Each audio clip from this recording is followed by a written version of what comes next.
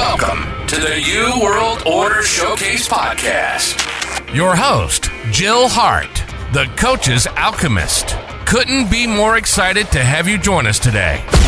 On this podcast, we celebrate the champions of change, the up-and-coming life, health and transformational coaches who are fearlessly stepping forward to make a difference in the world. Get ready for inspiring stories, practical tips, and powerful moments that will motivate you to make a positive change in your life and those around you. We're happy to have you join us on this incredible journey as we dive into the world of life, health, and transformational coaches who are lighting up the path towards a better tomorrow.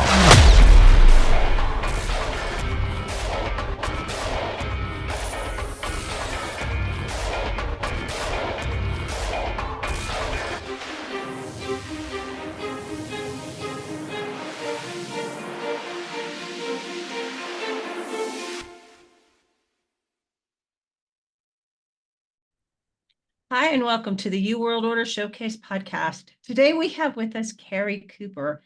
Keri is a holistic therapist providing the tools teens need to navigate life, and she's the author of 2 books, Mental Health Uncensored, 10 Foundations Every Parent Needs to Know, and also Mental Health Uncensored. It's a workbook for 10 Foundations Every Teen Needs to Know. Hope I got those all in there right. They're written in special spots. Welcome to the show, Keri. I'm really excited to talk to you about this super important topic. Whether you're a parent of teens, whether you're a parent of young kids, whether you're just a person out there wanting to know what you can do to improve your own mental health, I think this conversation with Keri is going to just really help everyone. So. Thank you. Thank you so much. Yeah, I'm excited to tell everybody that there are simple steps that everybody could be taking to improve their mental health. Yeah. And it just, we were talking before the show about how many teens are just like, the teen suicide rate is off the charts right now. And it has been for like the last 10 years. And something changed where kids are just like, not able to cope, navigate. Do you have some thoughts on that? Yeah, I have a lot of thoughts on that. Yeah. It's interesting that you say around 10 years ago. You're absolutely correct. I've been in the field for 20 years and I have seen a massive shift of what is happening with these kids. And 10 years ago is when we introduced social media to the world. And I'm not going to blame social media on all of the problems, but I'm going to actually lay a lot of blame on it. That's when you saw a massive spike in anxiety and depression. And if you think about it, how can you not? Kids are now glued to devices, looking at everybody else's, filtered picture perfect life that isn't real. They think they can't add up to that. They think that they're falling behind. They can't compete. Everything is filmed. You make one mistake, it's going to be out there for life. That's a lot of pressure on these kids.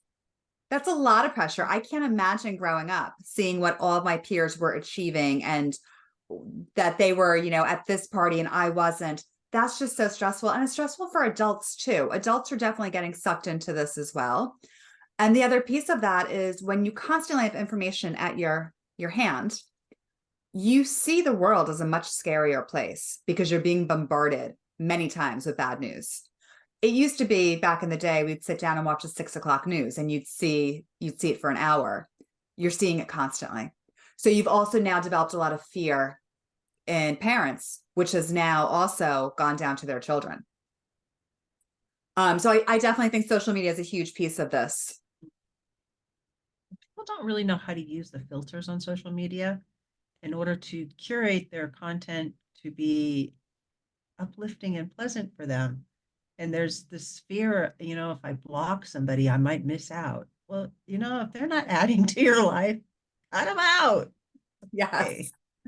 Right. Well, that goes to boundaries and you're allowed to take care of yourself and cut people out and block people and not have that influence you. Absolutely. Yeah. So I know that COVID really added fuel to the fire. Do you want to talk about how that?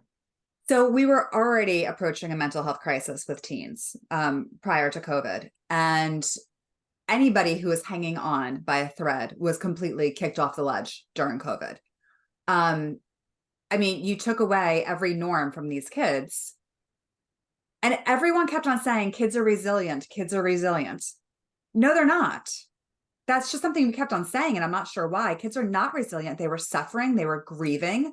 And nobody was really sitting down with them saying, we know you have lost X, Y, and Z. We know this is hard. We know you're grieving.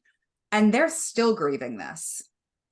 So, I mean, adults are still grieving this. This was a global pandemic that nobody had any control over. How do you spike someone's anxiety? Make them have no control over a situation. Take away everything they know to be as normal. Of course, we're going to see really high levels of anxiety happen. So it was during that time that, I mean, every therapist's virtual office at that point was filled. And parents are just calling, crying, and their kids are not coming out of their rooms, and their kids are now nocturnal, and their kids just have no joy. And that's why I actually wrote the book, because I needed to get information into parents' hands ASAP on, here's some things you can do. And, you know, you mentioned earlier, I'm a holistic psychotherapist. I'm a huge believer in that if we create good foundations, especially for our physical being, our mental health is not such an uphill battle. And that's for everybody.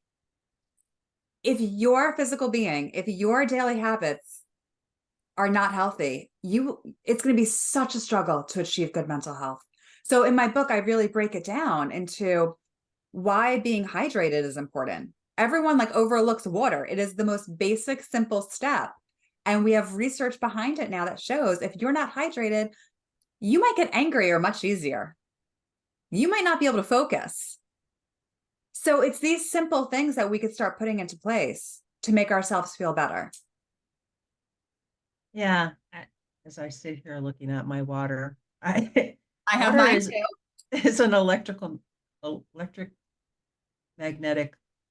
magnetic conductor. It helps all of the electrical processes, and it is what we are. We are a bunch of electrical processes happening all the time. And when you're not hydrated, it's like trying to run an automobile without oil. Everything just starts sticking, and you can't think properly. And if you've got energy moving in your system, you're going to have other things that are happening to you that you really just need to drink that water. When your physical or your massage therapist says, go home and drink a bunch of water, they're talking about a whole bunch more water than you would normally drink, because your body is moving stuff and it needs fluid to get it going. Yeah, it's so basic. And when we talk about it, people go, yeah, of course that makes sense. But, when I trained to be a therapist, nobody ever said to me, make sure your clients are drinking water. When I go to the doctor, no one's asking me, and how much water are you drinking? They're asking me, do you smoke? Do you drink? No one's saying, but do you drink water? And this is the foundational thing. Once you reach about 2 or 3 years old, your primary fluid that you intake should be water, not milk. Yep. And I actually learned that when the first of my kids were really young, which was like 40 years ago. So it's super important. And I think we're now getting to the idea that, the soda pop train has totally derailed the amount of water that people drink. And it dehydrates you. So, right. And it actually adds to the mental health problems that we're all experiencing. Yes, all these energy drinks that are out there. Oh God, those are even worse. I mean, caffeine and sugar. Yeah, stop buying them, please. Save your money. Water is free. Water is my first chapter of my book. That is such a basic foundation that everybody could change right now. Mm-hmm. And it's so simple. Yeah. And during the pandemic, people were laughing about, we're going to drink all this wine. Well, alcohol is another one of those things that it may feel good in the moment, maybe, but in the long run, it just sucking that water out of your system. That's another issue that really came out of COVID is that, again, a lot of people who were kind of hanging on by a thread who weren't quite alcoholics, many Right of them over got the pushed edge. over the ledge. When you're home and you have no outlets and it's hard to cope, that became many people's go-to. And I've seen a lot of problems since COVID with that. Yeah, and then, your kids are watching you going, apparently this is how we cope with things that we have no control over. We just anesthetize ourselves and Right. So now you have, parents who are dealing with alcohol problems. Now we have kids who are vaping uncontrollably. I mean, I can't believe how many kids are doing this.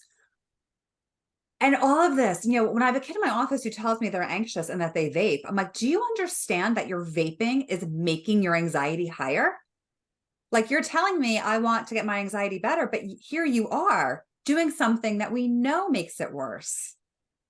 yeah, there's just not a lot of information out there about it. It's just like, and I'll bring up the recreational use of a certain substance, which Mhm. also increases anxiety. People think it makes you sleep better, but what it really does is it makes you anxious. And if you have any other kinds of labels that you put on yourself, like, ADHD or ADD or whatever neurodivergent thing you want to call it,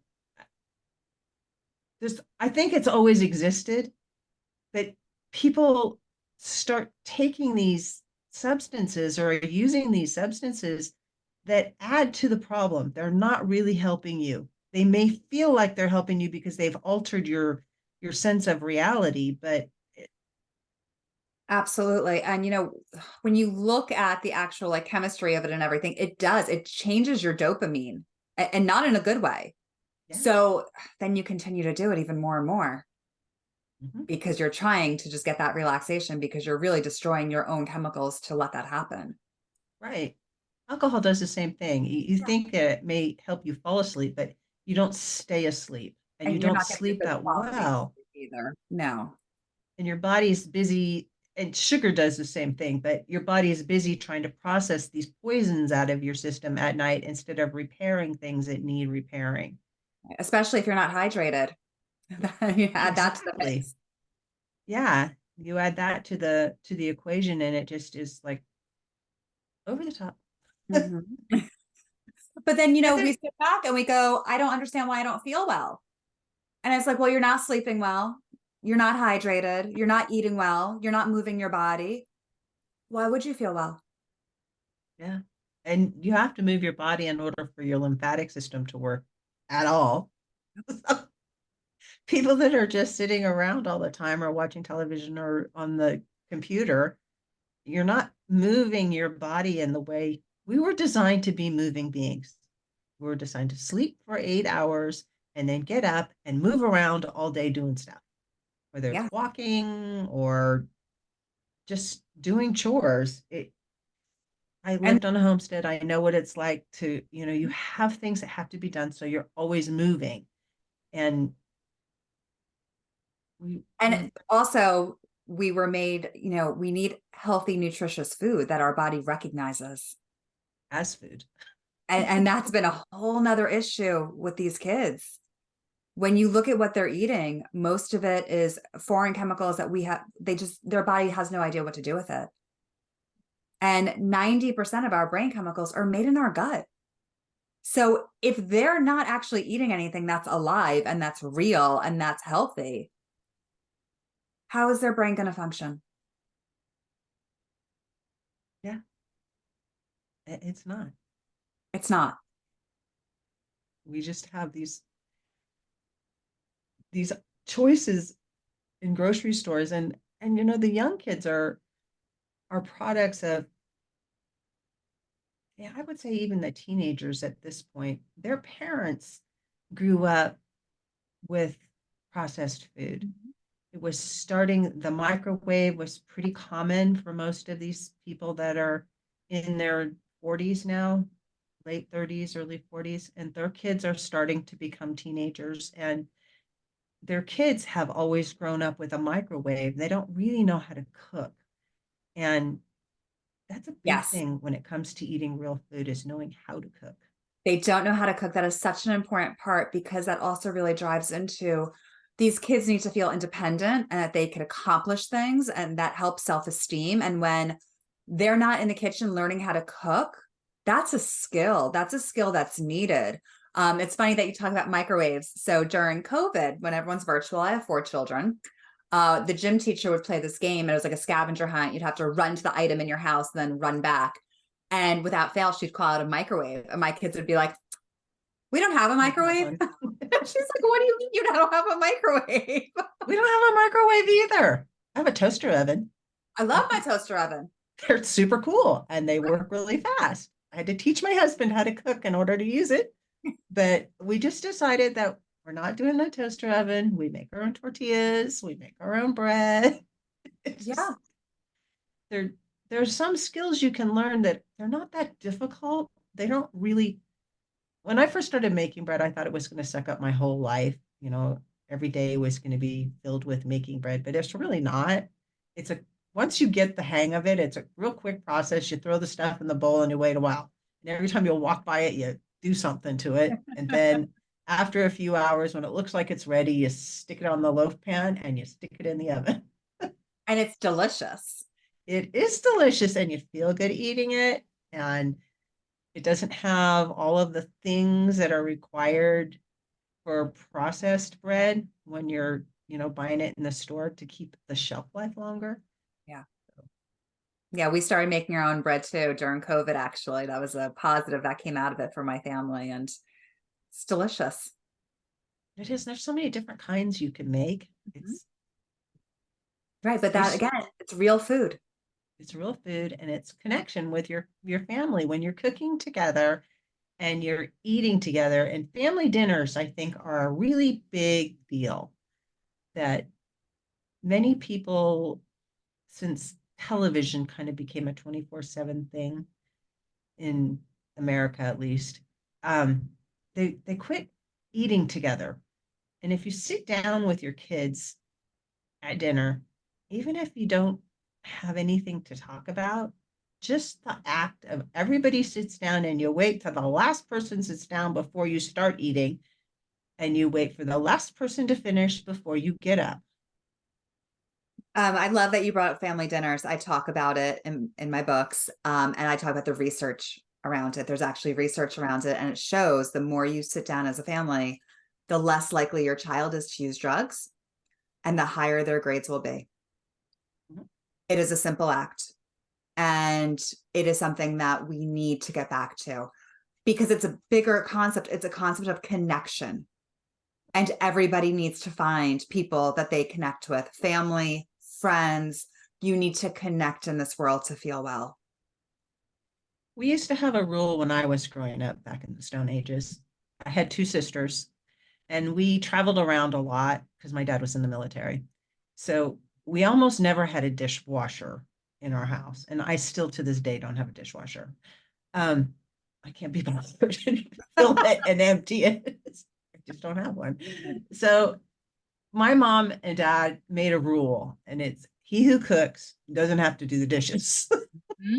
So absolutely. We would like to cook because we didn't really like doing the dishes, and we all had to do the dishes together. We didn't have like rotating schedules. It was like if you had to miss doing the dishes, it was kind of a big deal.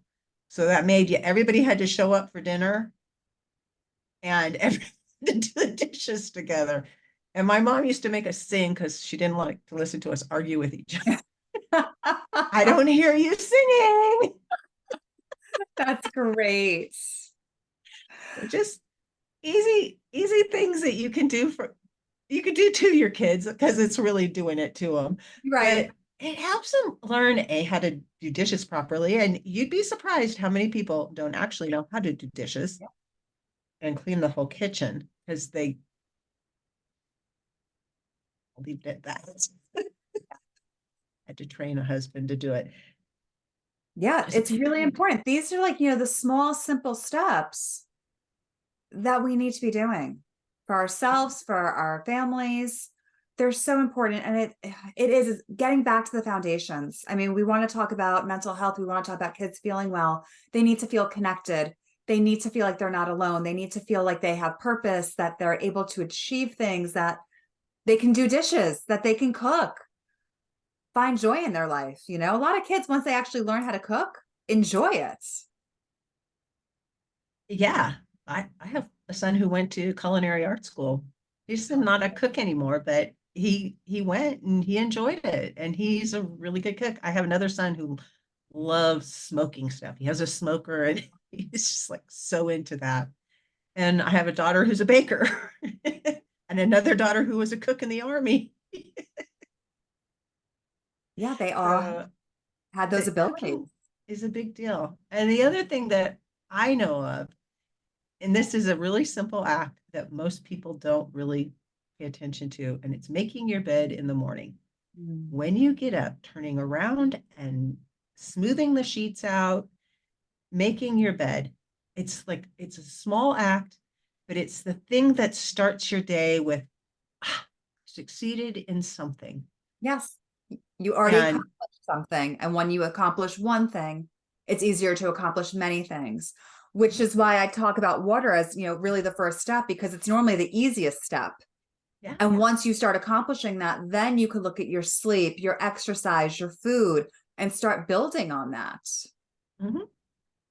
Yeah, it's so amazing that there are so many little things you can do. They don't take out like, we're not talking about going to school and spending years and years and years learning how to peer into your psyche to straighten everything out. It's just like these super simple things that you can do with your kids or have your kids get in the habit of doing that will serve them for the rest of their life. And it really does help your mental health. It really does. It helps your mood. It helps your focus. It helps everything. You know, when you are filled with sugar and no water and processed food, of course you're going to get anxious quicker. Your body's like shaking. Mhm. You have to be able to bring it back down. You have to be able to feel good physically in order to go through this life. You know, I love meditation as well, you know, whatever form that takes for somebody, just to have a few minutes of coming back to that present moment. And you don't need to meditate for an hour, a few minutes of some deep breaths every day to ground yourself, to come back to the present. Our anxiety lives in the future. Our depression lives in the past. Right in the present moment, we're normally okay. But to take a few minutes to come back to that. And you can always find a few minutes. That state that you get in, that if you pay attention in the morning when you're waking up, it is that same state. But to be able to practice, and it does take some practice to be good at meditating, even if you're doing it for a couple minutes, because Mhm. when you first start, 2 minutes is a really long time. Yes. But I always tell people, don't expect your mind to be blank. That is not the point of meditation. It's about seeing your thoughts come in, going, I see them, but not attaching to them. So you might see that thought come in of, I need to go grocery shopping. Okay. Don't attach to it. What needs to be put on my list? Am I going to have, dinner for tonight? Like, do I need to go right now? Just let the thought go. You can get back to it in a minute. Later. Or go for a mindful walk. Go out for a walk and really observe. What do I smell? What do I see? Be in the moment. Anytime we can get ourselves back in the moment, that's a great place to be. And you can use gratitude for that. Yes. Gratitude is an easy way, even if you're just in a very small space and you feel you're starting to feel anxious, you can just look around and be thankful for everything that you see. Mm-hmm. So grateful, and feel that gratitude. You don't just say it, but you got to feel it. And as you feel the gratitude for the different things in your environment, even if it's just like a silly pen, Mm-hmm. you know, be Well, super what it grateful. really is when we're doing gratitude, because I talk a lot about gratitude to my clients, You're changing the way your brain is seeing things, and you're changing from negative, negative, negative. I don't have, to look at everything I have and gratefulness and positive. And our brain really does start changing and find things to support our story. So if we constantly are saying everything is awful, everything is horrible, our brain will find every reason for that to be true. When we take the opposite approach, things are good. I'm grateful. I have. Your brain finds things to support that story as well. Exactly. We're always in search of confirmation bias. You believe the world is great, the world is great. You believe the world sucks, trust me, the world will suck. Yep, absolutely. And everybody's right. It both is great and it sucks. So, Keri, do people actually work with you as a therapist? Are you? Yes, they do. So I have a lot of people who work with me either in person or virtually. I'm based in New Jersey. And I also have, you're one of the first to know, but I'm also creating a secondary business as well, where I'm going to be more coaching, and it's going to be more lifestyle coaching for adults. I just got certified as a sleep science coach. I'm a health coach as well. So moving into that world as well. Very cool. Well, congratulations. I'm excited you. for you. That's an awesome place to be. And I think your work with mental health, it just like, it's so important. These days, it's really, really important. So, can people get a hold of you on your website? Is that the best place? Yeah, so they can get a hold of me on my website, kericooperholistictherapy.com. I'm also on Instagram at Keri Cooper Holistic Therapy. And both of my books are on Amazon: Mental Health Uncensored, 10 Foundations Every Parent Needs to Know, and Mental Health Uncensored, 10 Foundations Every Teen Needs to Know, which is a workbook. Awesome. And so you would suggest, if you have more than one teen, get more than one book. Yes. Or photocopy the pages if you want. Or as they used to do in the olden days, you have to write the questions out on a separate piece of paper. You could do that too. I'm so grateful for the write-in workbooks these days. So, is there anything else that you would like to share with the audience that you hope that they would take out of this conversation? Yeah, I really hope that when people are listening to this, they realize you don't need to make huge changes to see a difference. Start small. That's the simple steps that could really help you feel better, and that you really do have control over so much of it. I really want people to feel empowered. And it's so easy to be the hero of your own story. Yeah, just it is. Little steps. Thank you so much for joining me, Keri. This has been an awesome conversation. Thank you so much for having me. Thank you so much for tuning in to another empowering episode of the You World Order Showcase podcast. We hope you've enjoyed hearing from our incredible life, health, and transformational coaches who are making a profound impact on the world. Remember, change begins with you, and you have the power to transform your life and the lives of others. If you want to take that next step and unlock your true potential, visit thecoachesalchemist.com, where you can find the 3 ways we can help you for free to spin your talent into gold with clarity, a system, and a plan. Don't forget to hit the subscribe button so you never miss an inspiring episode. And if you enjoyed today's show, we'd greatly appreciate it if you could leave us a review on your favorite podcast platform. Your feedback means the world to us and helps us reach more people with our positive message. Stay connected with us on social media for updates, behind-the-scenes content, and upcoming guest announcements. You can find us on Facebook at the You World Order, or simply visit thecoachesalchemist.com.